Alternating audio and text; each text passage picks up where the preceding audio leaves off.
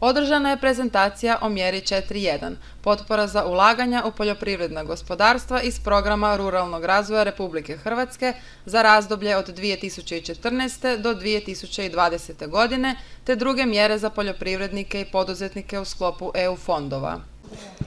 Eto, ja sam Viktorija Kunštik, direktorica Centra za inovacije u savjetovanju Jednostavni d.o.o. Osnovan je prije otprilike 2,5 mjeseca, sad će 3 biti. U ta 3 mjeseca predali smo sve ukupno oko 25 projekata, multimilijunskih i nekih manjih, više je bilo onih multimilijunskih. Centar za inovacije u savjetovanju nastao je iz potrebe za jednim zaokretom zapravo u consulting biznisu. Najprije ne dajemo prazne garancije za stvari koje niti možemo niti smijemo davati garancije, nego definitivno popričamo sa svakim korisnikom.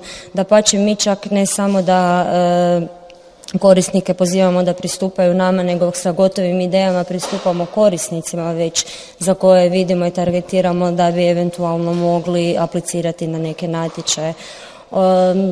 Ovaj današnji događaj je poduzetnička špica, lokalni događaj Jedan Duga Resa. Organizirao je grad Duga Resa, u suradnji sa Centrom za inovacije u savjetovanju i partnerima Pametnom špicom, to je Hrvatsko društvo mladih udruga, Udrugom za razvoj civilnog društva općine Vojnić.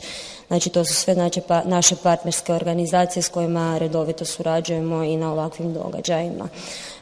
Ono što bih rekla ukratko o današnjem događaju, prezentirali smo korisnicima, mogućih potencijalnim korisnicima mjere 4.1, sve o toj mjeri, natječaj je izašao, prijave će biti otvorene od 2.6. do 2. srpnja ove godine. Ovim putem pozivamo sve pravne i fizičke osobe koje su se prepoznale i ovdje na prezentaciji kroz razne druge prezentacije. Prošli tjedan je bio tjedan EU fondova, pa su se i tamo mogli kao potencijalni korisnici prepoznati i eventualno na web stranicama Agencije za plaćanje u poljoprivredi, ako su se prepoznali kao potencijalni korisnici, da nam se jave, da dođu da s nama popričaju, da vide što im mi možemo eventualno ponuditi. Obrazložen je predmet natječaja, tko su prihvatljivi korisnici, koji su opći uvjeti prihvatljivosti projekta, zatim objašnjena je lista dozvoljenih radova vezano uz građenje, prihvatljivi i neprihvatljivi troškovi te razdoblje provedbe projekta, a posjetiteljima su dani i korisni savjeti vezani za javnu nabavu. Nastavljamo aktivnosti projekta Podures, promocija poduzetništva cjeloživotnog učenja Duge Rese i okolice, koji smo proveli unatrag godinu dana s našim partnerima Institut za razvoj međunarodne odnose IRMO i Udruženje obrtnika Duga Resa.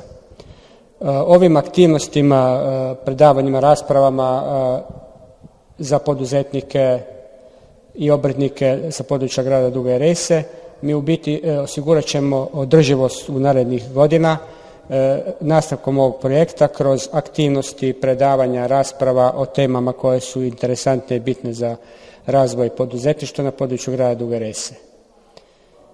Te aktivnosti ćemo nastaviti sa drugim temama još i u ovoj godini kao i sljedećih godina, jer se i danas pokazalo da je ovo interesantno i potrebno našim poljoprivrednicima i gospodarstvenicima i da su u biti živo zainteresirani za ovakva predavanja gdje mogu dobiti na licu mjesta konkretne podatke od ljudi i institucija koje se time bave svaki dan i u biti to je pravo mjesto gdje mogu te podatke dobiti. Puno je bolje nego samo preko stranice ili preko nekih drugih foruma. Ovo je baš na licu mjesta na području grada mjesto gdje se može te informacije dobivati i dobivat će se i u buduće na ovakvom mjestu kao što je u gradu Duga Resa, gdje mogu doći drugi iz drugih područja, ne samo iz grada Duga Resa.